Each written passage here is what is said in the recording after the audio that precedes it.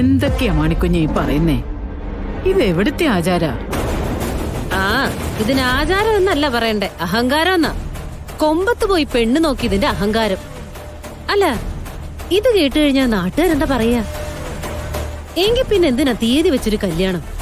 നാളെ മുതൽ ഇവിടെ കൊണ്ടുവന്നങ്ങ് നിർത്തിയാ പോരെ? എന്നോട് സാർ ഇതിവിടെ ഒന്ന് പറയാൻ പറഞ്ഞു. ഞാൻ പറഞ്ഞു.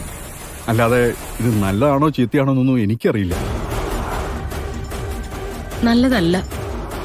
എല്ലാ കാര്യങ്ങൾക്കും അതിൻ്റെതായ ഒരു രീതിയുണ്ടല്ലോ.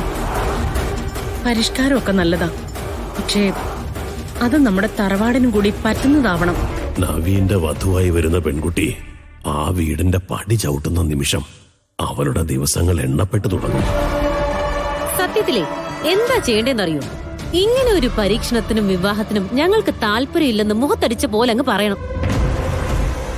അമ്മ ഒന്നും മിണ്ടാതിരിക്കുന്നേ. അവസാനം അമ്മ പറയുന്നതിന് എല്ലാവർക്കും കുഴപ്പം കാണും.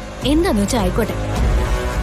ഒരു കാര്യം ചെയ്യാം, സിത്താരയെ ഞാൻ തന്നെ നേരിട്ട് വിളിച്ച് സംസാരിക്കാം. എനിക്കൊരു കാര്യം പറയാനുണ്ട്. എന്താ? ഇത്രയും കാലം എല്ലാരും നിർബന്ധിച്ചിട്ടും നവീൻ സാറ് കല്യാണത്തിന് സമ്മതിച്ചിരുന്നില്ല.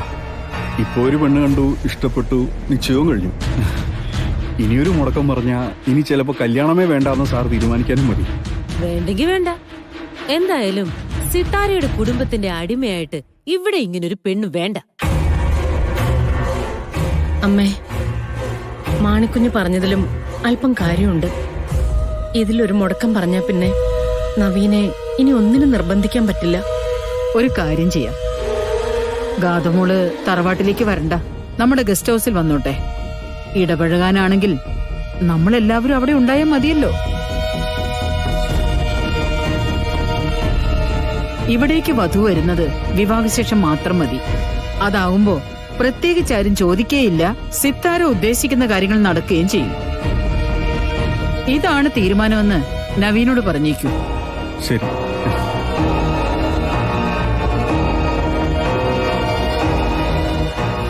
എന്തായാലും അവസാനം സിത്താരയുടെ കാൽക്കൽ തന്നെ ചെന്ന് വീണ് കൊടുത്തല്ലോ. അമ്മയ്ക്ക് എങ്ങനെയാ ഇങ്ങനെയൊക്കെ മാറാൻ പറ്റുന്നേ? നിർമ്മലേ, ഇക്കാര്യത്തിനെ കുറിച്ചുള്ള സംസാരം ഇവിടെ അവസാനിച്ചു. ഗസ്റ്റ് ഹൗസിലേക്ക് ഗാഥ വരുമ്പോ ഇഷ്ടമുണ്ടെങ്കിൽ മാത്രം നീ വന്നാ മതി. ഇവിടെ ആരും നിർബന്ധിക്കില്ല.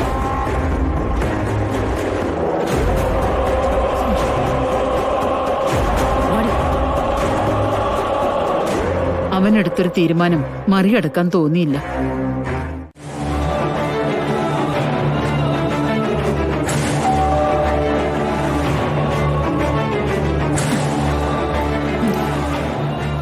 എന്താ? എന്റെ പേര് സുനന്ദേന്നാ. ഇവിടെ ജോലിക്ക് ആളെ ആവശ്യമുണ്ടെങ്കില്. ഇവിടെ ജോലിക്ക് ആളെ ആവശ്യമുണ്ടെന്ന് നിങ്ങളോട് ആരാ പറഞ്ഞേ?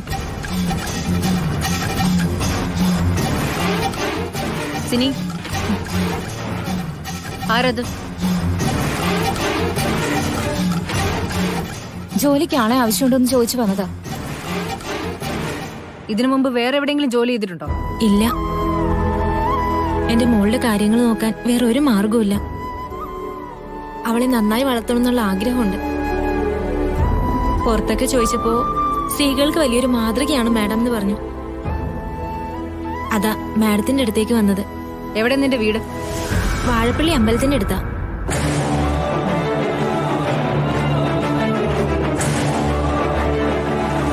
മാമിന് നിങ്ങളെ ഇഷ്ടപ്പെട്ടില്ല, പോയിക്കോളൂ.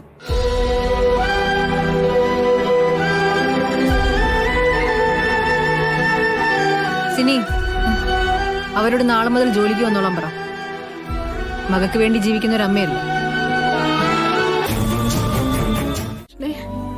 അമ്മേ, അമ്മയ്ക്ക് സുഖാണോ? ഇവിടെ എനിക്ക് എന്താ കുഴപ്പം? നീ വൃത്തി ഇവിടെ ഏൽപ്പിച്ചു പോയിരിക്കല്ലേ? പട്ടാളക്കാരെ പോലെ എന്റെ ചുറ്റും തന്നെ കാവല് നിൽക്കുന്നുണ്ട്. അവള് നന്നായിട്ട് നോക്കുന്നുണ്ടെന്നെ. അതുകൊണ്ട് എനിക്കിപ്പോ ഒരു കുഴപ്പമില്ല. അമ്മ വെറുതെ പറയാം. അമ്മയുടെ സംസാരം കേട്ടാലേ എനിക്കറിയാം അമ്മയ്ക്ക് എന്തോ വയ്യായ്കയുണ്ട്. എനിക്ക് നീ കൂടെ ഇല്ലാത്തതിന്റെ ബുദ്ധിമുട്ടേ ഉള്ളൂ. നിനക്കവിടെ കുഴപ്പമൊന്നുമില്ലല്ലോ?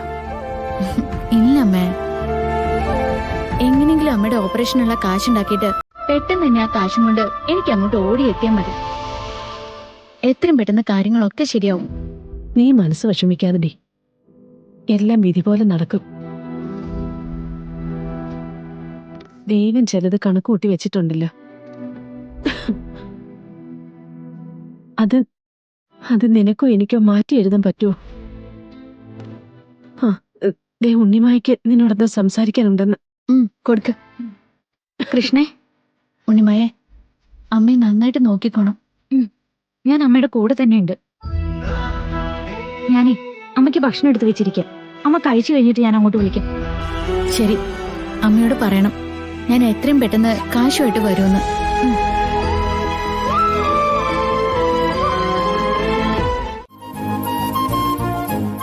സുനന്ദേ, ഈ ആംബുലൻസ് വിളിക്കാനുള്ള നമ്പർ 108 ആണേ.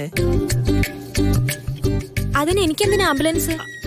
അല്ല, പോകുന്നതേ അങ്ങനെ ഒരു സ്ഥലത്തേക്കാണല്ലോ. നിനക്കെന്തെങ്കിലും കേടുപാട് പറ്റിയാലേ രക്ഷപ്പെട്ടു പോരണ്ടേ? ഇതെന്ത് വർത്താനാ ഗോപാലമാമ?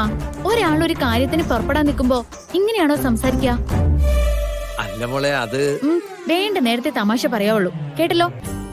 അല്ലെങ്കിൽ തന്നെ ദേ പാവം പേടിച്ചു നിൽക്കാം. സുനന്ദേ, അത്ര പേടിയാണ് നീ പോണ്ടാന്ന് വെച്ചോ? കണ്ടോ, അതൊരു കാരണമായിട്ട് എടുത്തിരിക്കാം എന്നോട് പണിക്ക് പോണ്ടാന്ന് പറയാൻ. ഞാൻ പോവാ. അവരെന്നെ പിടിച്ചു തിന്നാണെങ്കിൽ അങ്ങ് തിന്നട്ടെ. ചേച്ചി ധൈര്യമായിട്ട് ചെല്ല. എന്തെങ്കിലും പ്രശ്നം ഉണ്ടെങ്കിൽ ഒരു വിളി ചേച്ചി എന്നെ വിളിച്ചാ മതി. പരിഹാരം ഞാൻ പറഞ്ഞു തന്നോളാം. എന്നാ ഞാൻ പോട്ടെ ഗോപാലേട്ടാ. ചെല്ലട്ടെ. ശരി.